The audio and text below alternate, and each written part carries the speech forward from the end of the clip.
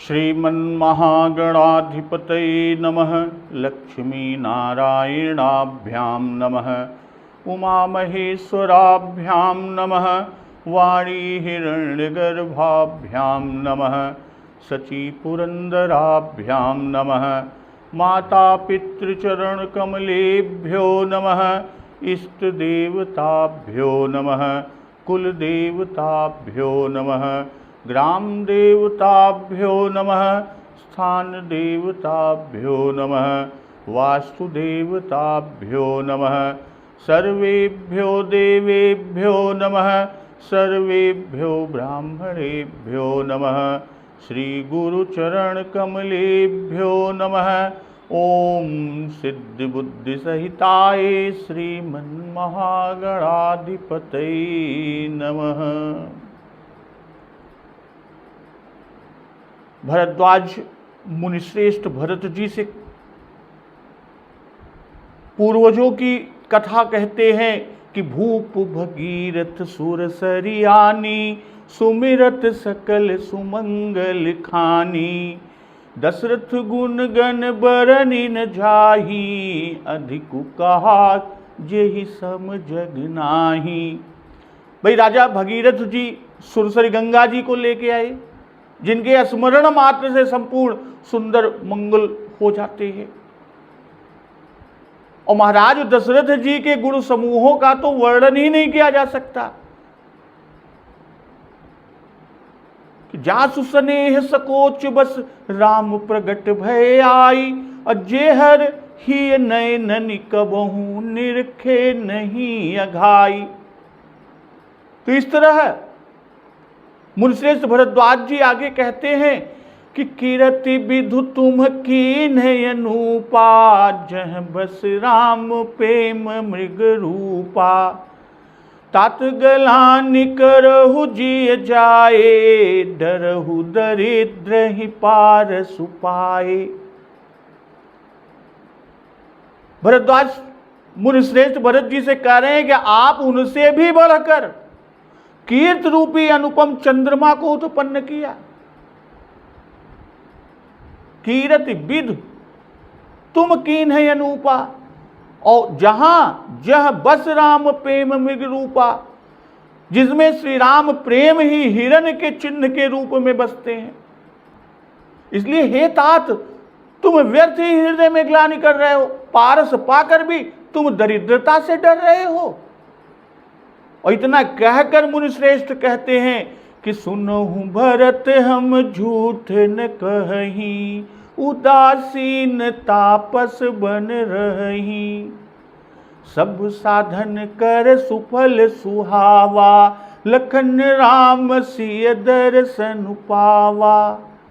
और तेहि फल कर फल दरस तुम्हारा सहित पयाग सुभाग हमारा।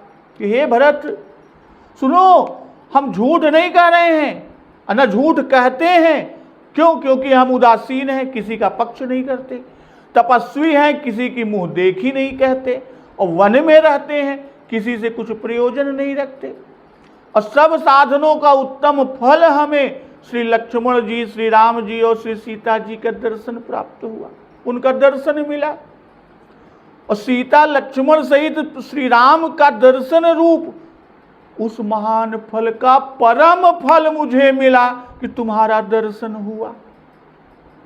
और इतना ही नहीं, सहित पयाग सुभाग हमारा, प्रयागराज समेत हमारा बड़ा भाग्य है। इसलिए हे भरत, भरत धन्य तुम जसु जगु जयऊ कहियस प्रेम मगन मुनि भयऊ।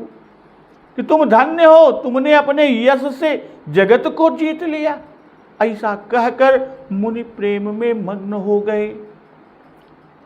और भरत जी की स्थिति सब सुनने के बाद पुलक गात ही राम सिय सजल सरोरुह नैन कर प्रणाम मुनि मंडली बोले गद गद बैन।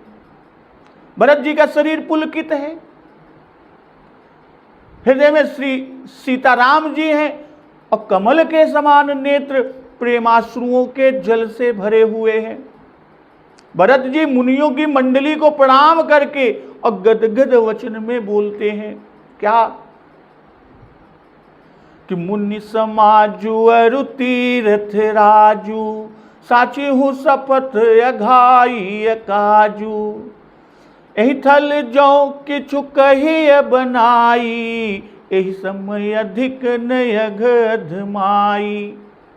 भाई मुनियों का समाज है, भरत जी बोले तो वहां मुनियों का समाज है, और मुनियों के समाज के साथ साथ वह स्थान कौन सा है? वह स्थान प्रयागराज तीर्थ है, जो कि तीर्थों के राजा हैं।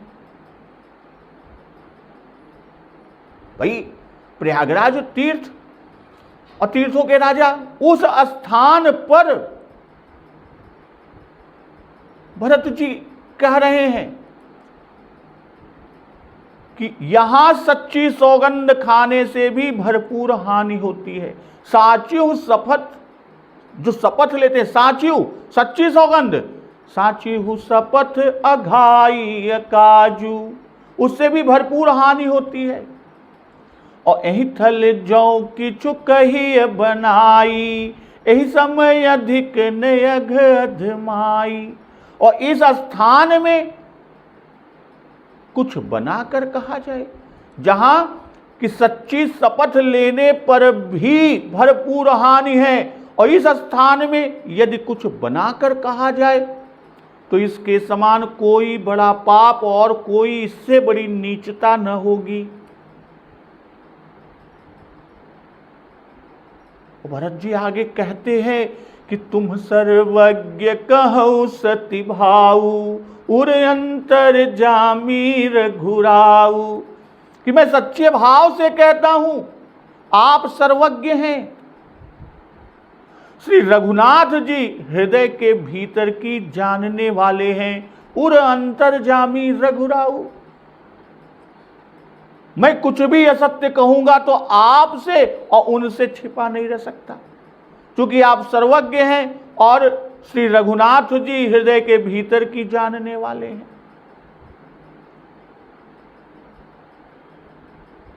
मोहिन मातु कर तब कर सोचू, नहीं दुख जिय जगु जानी ही पोचू। मुझे माता कैकेयी की करनी का कुछ भी सोच नहीं है।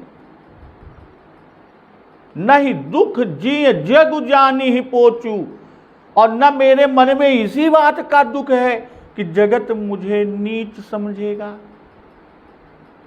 नाहिन डरु बिगिरी पर लोकू, पितहु मरण कर मोहिन सोकू।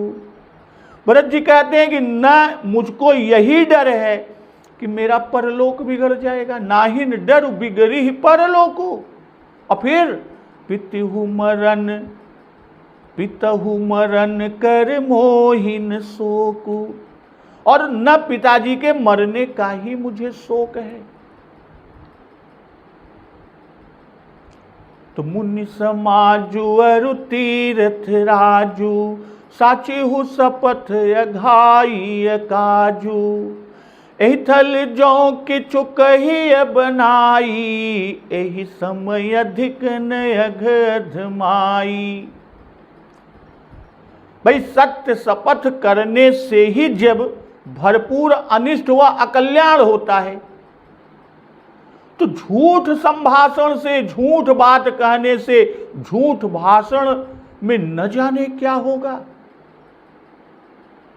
झूठ बोले कि तो छोड़ा, जब सच्ची शपथ करबा तब वो भरपूर अनिष्ट या अकल्याण हो, कल्याण के उल्टा हो, तो फिर सोच ले कि झूठ बोले से का हाल होए। तो उसके समान पाप और अधर्म का अनुमान भी कोई नहीं कर सकता। यहां पर दोनों मौजूद हैं, मुनि समाज, मुनियों का समाज भी है, और तीर्थराज भी।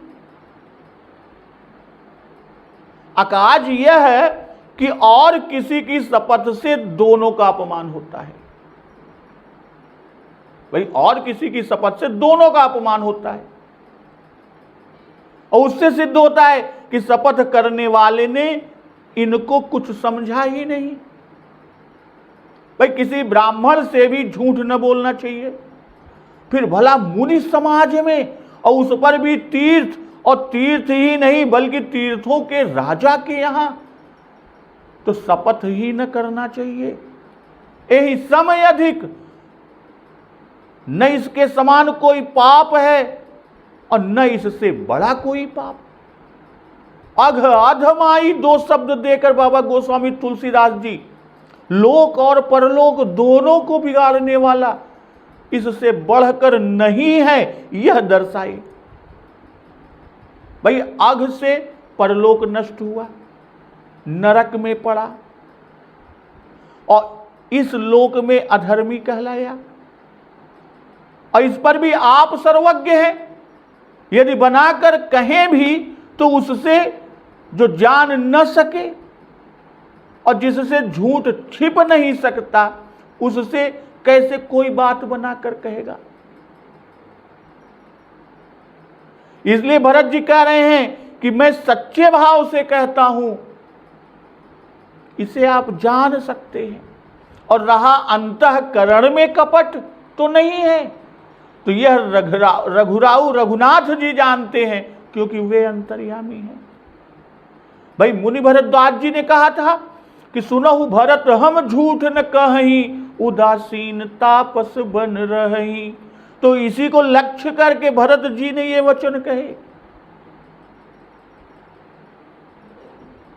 मुनिश्रेष्ठ भरद्वाज जी अपने सत्य भाषण में 3 कारण दिए, उदासीनता, तपस्या और वनवास। और भरत जी ने भी 3, या यूं कहें कि एक और अधिक कारण 4 दिए। मुनि समाज, तीर्थराज, और आप सर्वज्ञ, और श्री रघुनाथ जी अंतर्यामी। तो वहां झूठ, हम झूठ न कहीं, यहां जो किछु कही बनाई, यही समय अधिक नय अघधमाई। मुनि ने कहा था कि हम झूठ नहीं बोलते, और आप कहते हैं कि सत्य की शपथ भी करना हम पाप समझते हैं। तो मुनि ने जो जो कहा, भरत जी ने उन सबका उत्तर यहां पर दिया।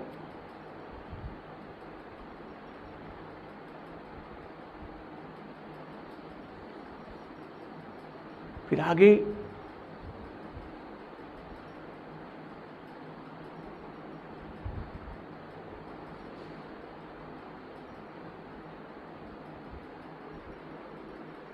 मोहिन मातु कर तब कर सोचू, नहीं दुख जिय जगु जानी ही पोचू।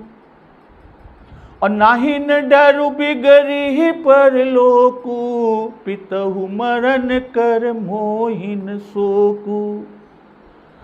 सुकृत सुजस भरि भुवन सुहाए। भाई जो बोवई सो काटे, माता की करनी का सोच नहीं, उसका पुत्र मानकर कोई बुरा कहे तो उसकी भी चिंता नहीं। भाई माता के संबंध से नरक जाना पड़े, इसका डर नहीं, प्रभु की इच्छा ही होगी। पिता का सोच नहीं, क्योंकि श्री सीता राम जी माता और पिता बने हुए हैं। इसीलिए कहते हैं कि सुकृत सुजस भरि भुवन सुहाए, लक्ष्मण राम सरिस सुत पाए। भाई उनका सुंदर पुण्य और सुयश लोकों में भरपूर सुशोभित हो रहा है कि उन्होंने श्री राम लक्ष्मण सरीखे पुत्र पाए।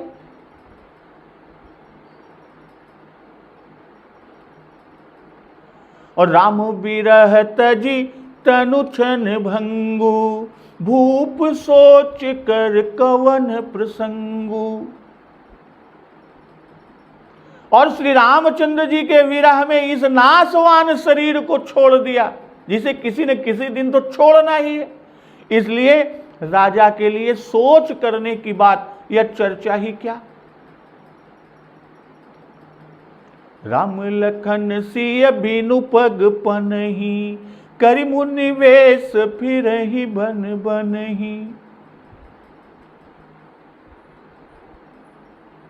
श्री राम लक्ष्मण और सीता जी बिना पनही के मुनिवेश बनाए हुए वन वन में फिर रहे हैं। और अजिन बसन फल यसन मही सयन डासी कुश पात बस तर उतर नित सहत हिम आतप बरखा बात। वलकल वस्त्र पहने, फल खाते, पृथ्वी पर कुश और पत्ते बिछाकर सोते, वृक्षों के नीचे बसकर नित्य ही जाड़ा पाला गर्मी वर्षा और पवन के झकोरे सहते हैं। भरत जी ने कि सुकृत सुजस भरि भुवन सुहाए लक्ष्मण राम सरिस सुत पाए। लक्ष्मण राम सरिस यहां अपने को नहीं कहते, क्योंकि अपने को तो मही सकल अनरथ कर मूला और मैं सठ सब अनरथ कर हेतु ये कहते हैं।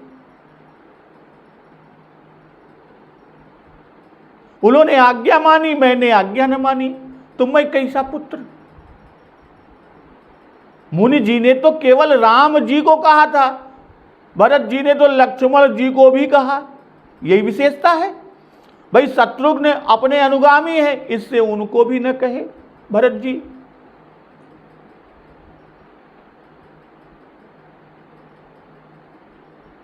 कहते हैं कि भूप सोचकर कवन प्रसंगु,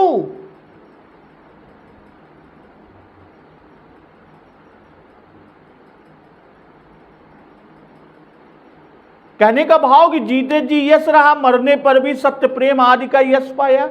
कि बंदऊ अवध भुआल सत्य प्रेम जहि राम पद बिछुरत दीन दयाल प्रिय तनु तृण इव परिहरऊ। और शरीर तो एक न एक दिन छूटता ही, इसलिए मृत्यु का भी सोच क्या भाई। सोच जोग दशरथ नृप नाही और सब प्रकार भूपति बड़ भागी। तो हमारे सोच का जो कारण आप समझते हैं, भरत जी मुनिश्रेष्ठ भरद्वाज जी से कहते हैं कि वह नहीं है क्या? राम लखन सिय बिनु पग पनहि कर मुनिवेश फिरहि बन बनहि।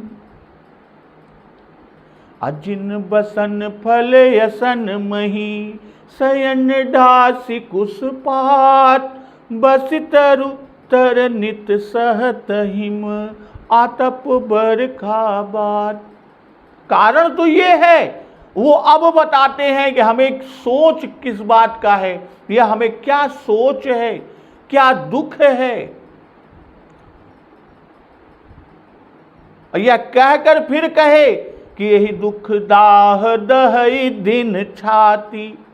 भाई पवन तीनों ऋतुओं की दुखद होती है, अर्थात जाड़ा पाला की हवा, गर्मी की लू, वर्षा की झकोरे, जिसमें बूंदे जो है वो बरछी सी देह में लगती हैं।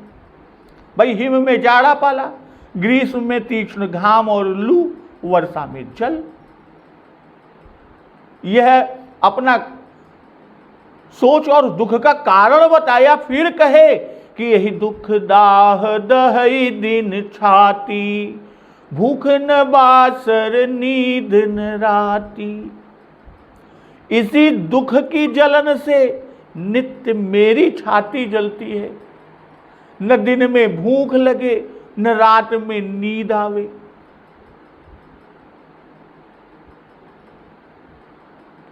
तो यही कुरोग करे अवसधु नाही सोधेऊ सकल विश्व मन माही।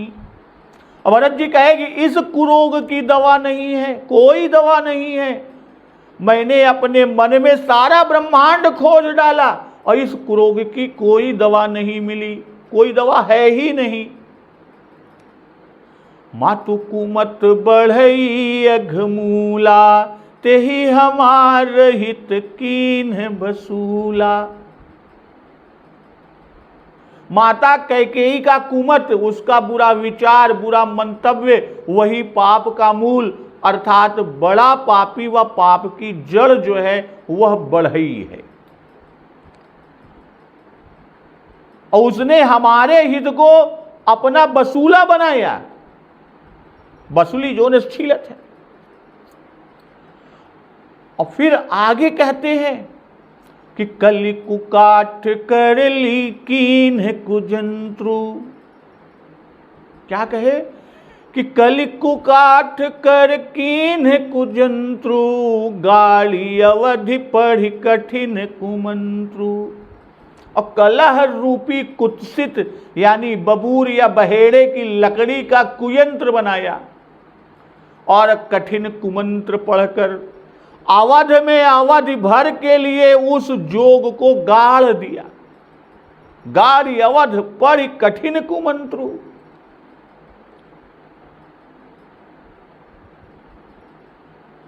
इतना ही नहीं कि मोहि लगी यहु कुठाटु ते ही ठाटा, घाले सी सब जगुबार बाटा।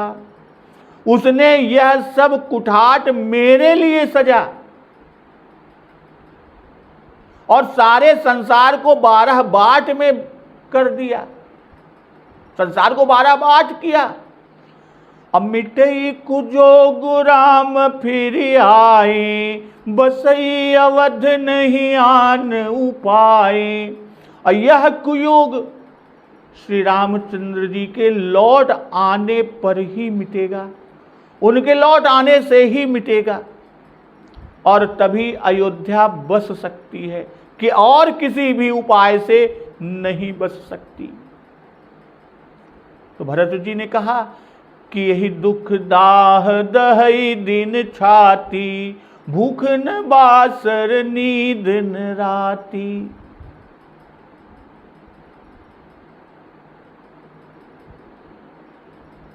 छाती का जलना इसलिए समझते हैं कि ना तो भूख ही लगती है और ना नींद ही आती है।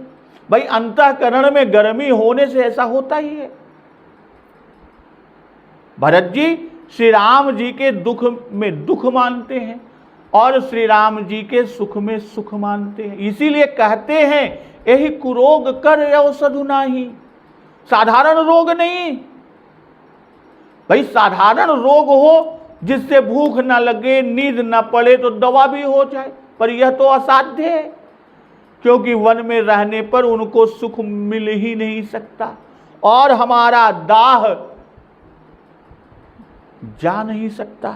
भाई जब तक उनको कुरोग का दवा नहीं मिलेगा तब तक ये दाह नहीं जाएगा।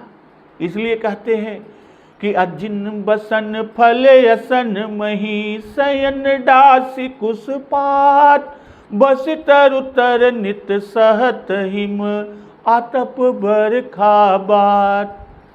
एहि दुख दाह दहई दिन छाती, भूख न बासर नींद न राती।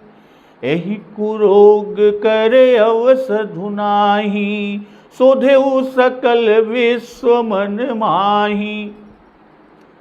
भरत जी भी जो कहने वाले हैं उस पर भी सहसा सामान्य लोगों को विश्वास नहीं होगा, इसलिए वे शपथ लेकर कहते हैं कि आपने माता की करतूत तथा मेरे कलंक का निराकरण किया तो उन बातों का मुझे सोच नहीं है। मेरे ऊपर जो बीते मुझे मंजूर है। अपयश होने से यह लोक बिगड़े, पिता का वचन ना मानने से परलोक बिगड़े, इसका भी मुझे डर नहीं। मेरा कलेजा तो राम जानकी जी के दुख को समझकर जला जाता है। एहि दुख दाह दहई दिन छाती। और इस संसार में अन्न वस्त्र का दुख सबसे बड़ा दुख है। जाड़ा गर्मी बरसात से अपने को बचाने के लिए दीनहीन प्राणी भी उपाय करता ही है।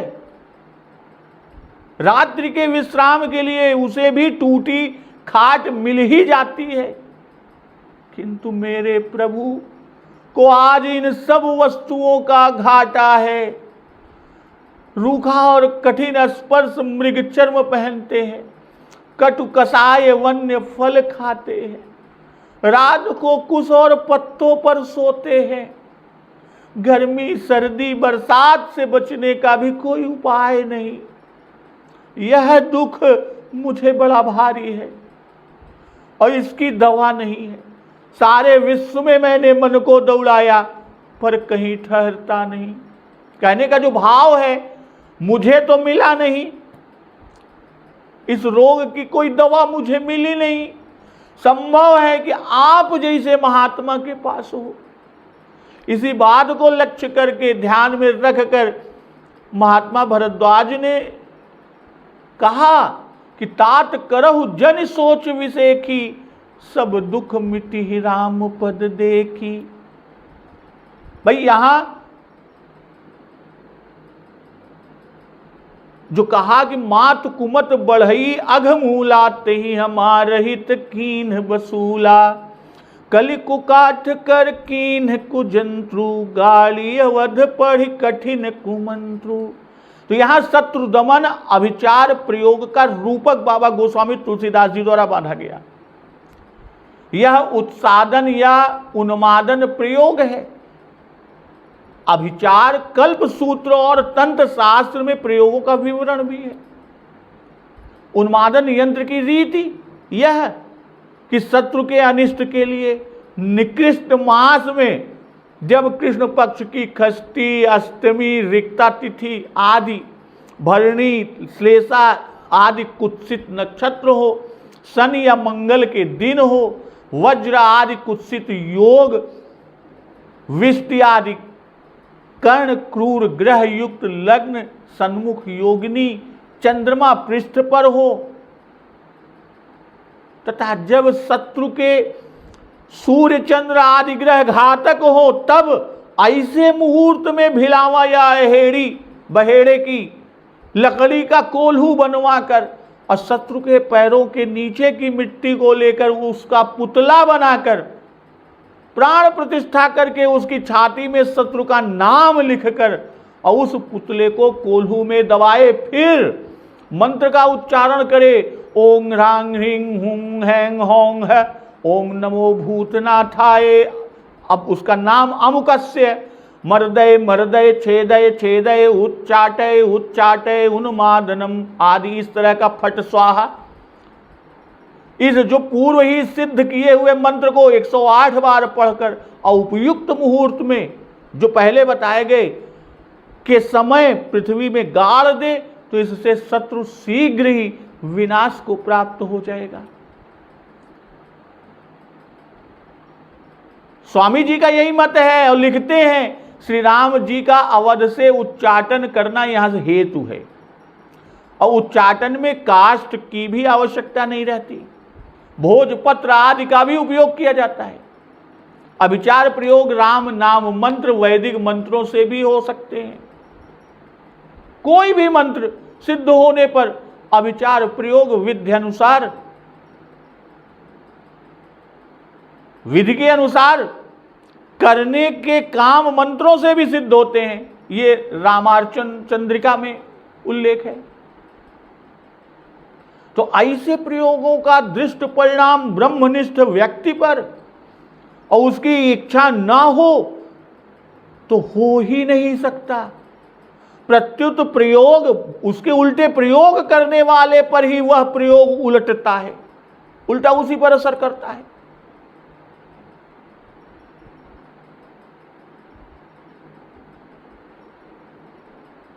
तो भागवत दशम स्कंद में ऐसा उल्लेख है, और यह प्रयोग कैकेयी पर ही उलट पड़ा।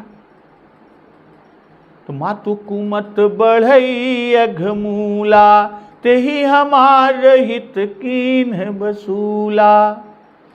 कलि कुकाठ कर कीन्ह कुजंत्रु, गाड़ी अवधि पढ़ी कठिन कुमंत्रु। मोहि लगी यह कुठाटु तेहि ठाटा, घाले सी सब जगुबार बाटा। मिटई कुजो गुराम फिर आए, बसई अवध नहीं आन उपाए। भाई प्रयोग के लिए पहले प्रयोग करता चाहिए, भाई जो प्रयोग करेगा। तो यहां कैकेयी प्रयोग कर्त्री है और लकड़ी काटने, पुतला बनाने आदि के लिए बढ़ई चाहिए। तो यहाँ कैकेयी का जो कुमत है, जो पाप का मूल है, वही बढ़ई है। बढ़ई पुल्लिंग है, इसलिए दुर्बुद्धि के लिए कुमत पुल्लिंग शब्द दिया बाबा जी ने। और उसका कुमत कि परौ कूप तू वचन लगी, सकौ पूत पति त्यागी, उसके ये वचन है। श्री भरत जी के लिए राज्य का विचार करना, चाहे पति मर ही क्यों न जाए, यही दुर्बुद्धि है।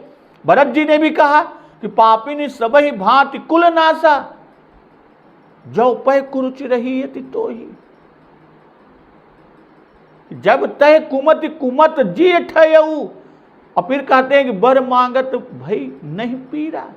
तो यह दुर्बुद्धि सारे पाप की जड़ है, इसलिए उसे बढ़ई कहे, क्योंकि वही कोल्हू और पुतला आदि बनाएगा, वही बनाता भी है, जिससे प्रयोग का आरंभ होता है।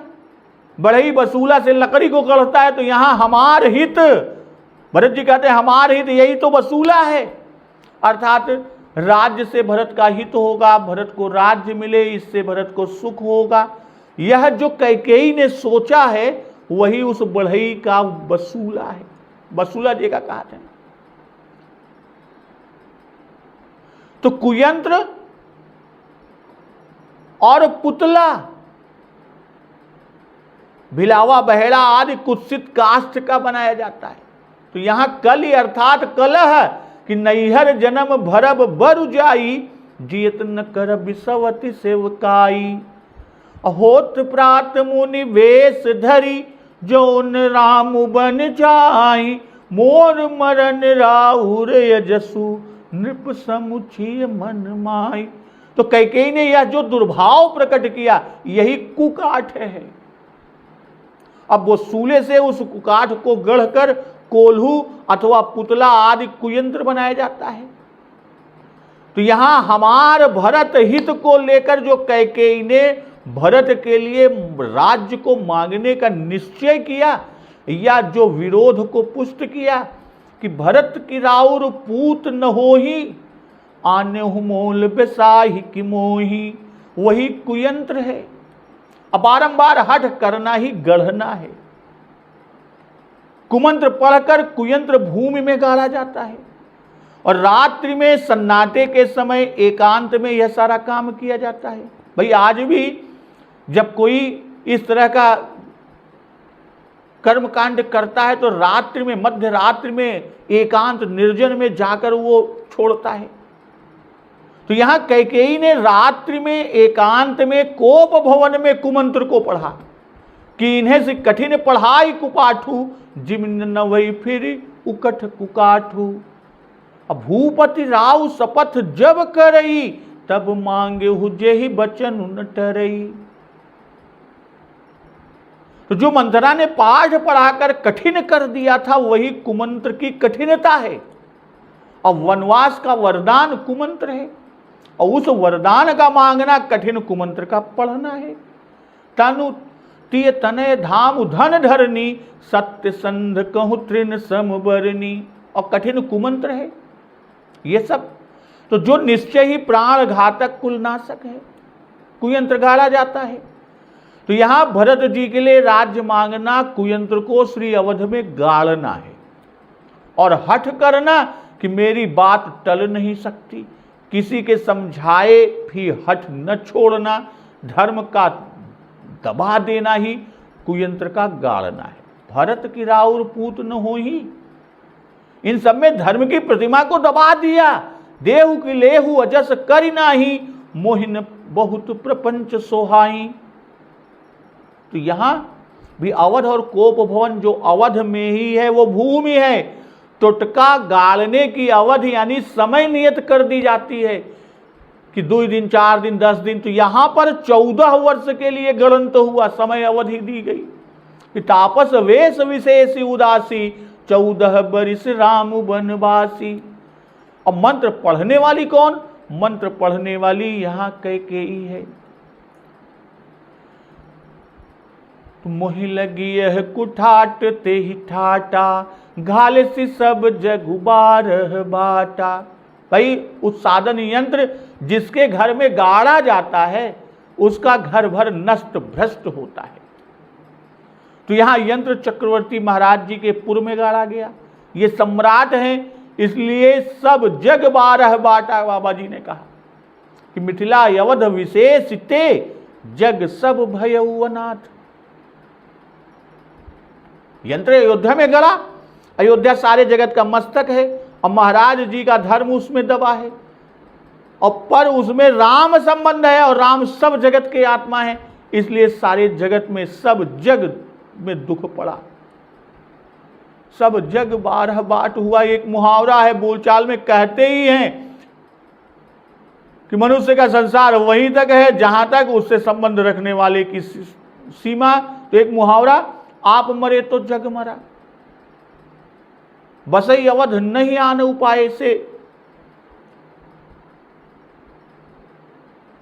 भाई अवध उजार कीन कह के ही दीन से अचल विपत कही नहीं। घाले से सब जग 12 बाटा। 12 बाट करना मुहावरा नष्ट भ्रष्ट करने का। दूसरा भाव 12 मार्गों में कर डाला या 12 मार्गों से नष्ट किया। एक दूसरा भाव, कुछ विद्वत संत जन टीकाकार ने 12 की संख्या की जिससे लोग नष्ट भ्रष्ट हो जाते हैं, कुछ इस तरह कही कि मोहो दैन्यम भयम ह्रासो हा निर्ग्लानि क्षुधा तृषा मृत्यु क्षोभो व्यथा कीर्तिर्वाटो हेते ही द्वादश।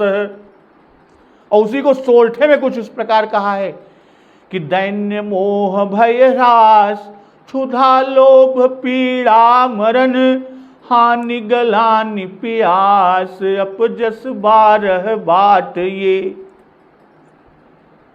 तो काष्ठ की जिह्वा से स्वामी जी का मत है, मन बुद्धि और 10 इंद्रियां यह पूर्ण आत्मा के 12 बाट हैं।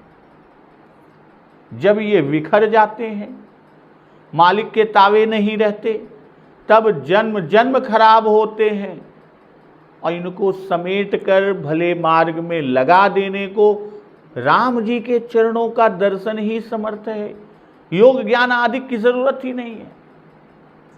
कुछ का मानना है कि राशि 12 हैं, संसार के सब जीव इन्हीं राशियों में हैं और इन राशियों पर 9 ग्रह का प्रयोग सदा होता रहता है, और यही 12 बाट हैं जिनमें जीव पड़े सुख दुख को भोगते हैं।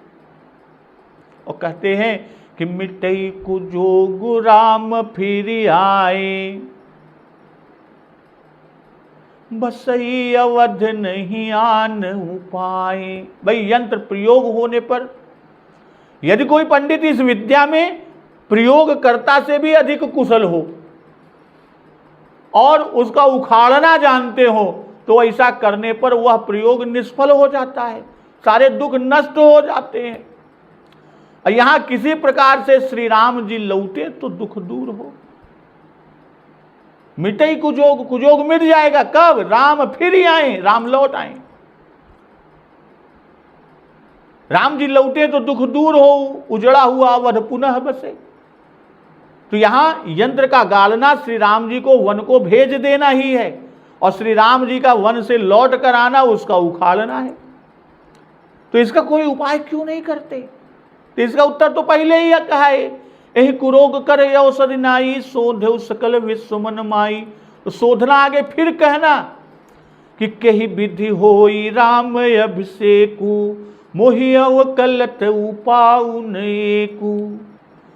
कि अवश्य फिर ही गुर आय सुमानी मुनि पुनि कहब राम रुचि जानी। मातु कहु बहु रही रघुराई, मातु कहु बहु रही रघुराऊ। राम जननि हठि कर भिकिकाऊ, मोहि अनुचर कर के तिक बाता।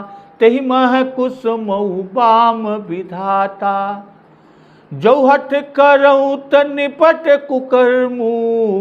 हर गिरि ते गुरु सेवक धर्मू। एकऊ जुगुत न मन ठहरानी, सोचत भरत ही रैनी बिहानी। अभी आगे इसका उल्लेख आएगा, कहना ही है। तो यहां प्रत्यक्ष मुनि से वर नहीं मांगा भरत जी ने, जैसे दरबार में आशीर्वाद मांगा तो भी अभिप्राय कहने का यही कि अब कृपा करके आशीर्वाद दें कि प्रभु श्री राम लौटे, यह योग मिटे और अवध बसे।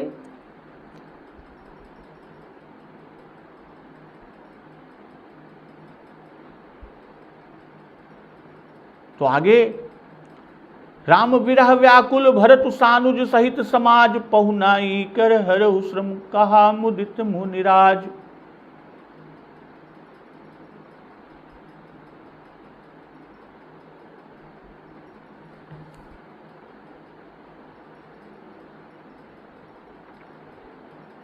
तो अब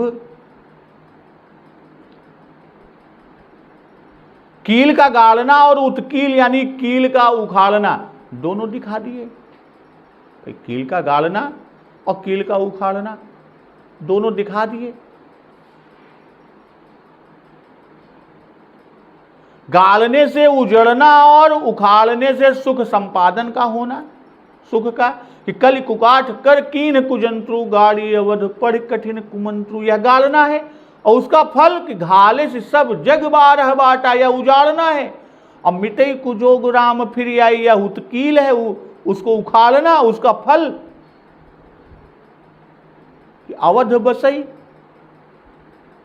फिर से बसे, यह सुख संपादन है। और कहते हैं कि मिटई कुजोग राम फिर आए, इसमें कह दिया। इन वचनों पर टीका टिप्पणी लिखना असंभव बात है। अमृत के स्वाद का बखान कौन कर सकेगा? बस उसका आस्वादन लेकर उस भक्ति रस अमृत में मत मग्न होना ही कर्तव्य है। तो आगे कि भरत बचन सुनि मुनि सुख पाई, सब ही कीन बहु भांति बढ़ाई। श्री भरत जी के वचन को सुनकर मुनियों ने सुख पाया और सबई कीन बहु भांति बढ़ाई, और सभी ने भरत जी की बहुत तरह से बढ़ाई की। कि तात करहु जनि सोचु बिसेकी, सब दुख मिटी राम पग देखी। भरद्वाज जी कहते हैं, बोले भरत जी से कि हे तात, तुम इतना अधिक सोच मत करो। तात करो जन सोच विशेष, कोई विशेष यानी इतना सोच मत करो। सब दुख मिटे राम पग देखी, श्री रामचंद्र जी के चरणों का दर्शन पाते ही सब दुख दूर हो जाएगा। तो कर प्रबोध मुनि बर कहो, अतिथ प्रेम प्रिय हो, कंद मूल फल फूल हम देहु लेहु कर छो।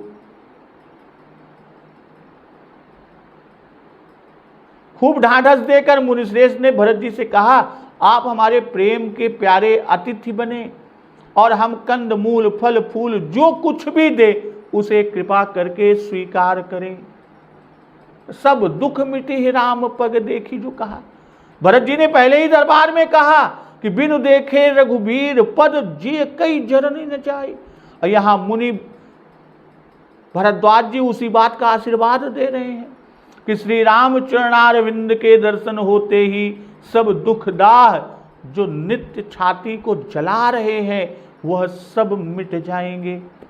तो इस आशीर्वाद की सफलता भी आगे हुई कि हरखे निरखि राम पद अंका, मानहु पारस पायो रंका।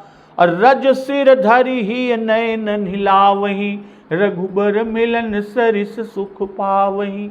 और अंत में चरण पादुका पाए जिनसे साथ का सा सुख मिला। भरद्वाज मुनि ने फिर आने का आशीर्वाद नहीं दिया, क्योंकि मुनि जी सर्वज्ञ हैं, जानते हैं कि लौटेंगे नहीं। इससे आश्वासन मात्र किया, जो होना है उतना ही कहा। और चरण दर्शन से निषाद राज विभीषण जी, कील भील कबंध केवट अहिल्या आदि सभी के दुख मिटे।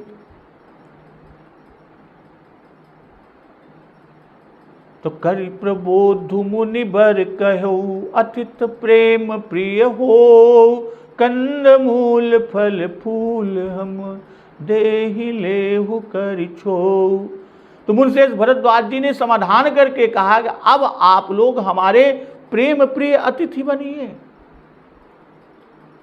और कृपा करके कंद मूल फल फूल जो कुछ भी हम दें उसको स्वीकार कीजिए।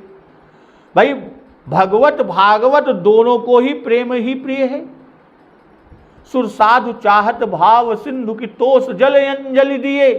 हम आपकी पहुनाई मेहमानी करने के योग्य नहीं है, हमारे पास एक प्रेम ही है, इसी को अतिथि रूप से स्वीकार कीजिए।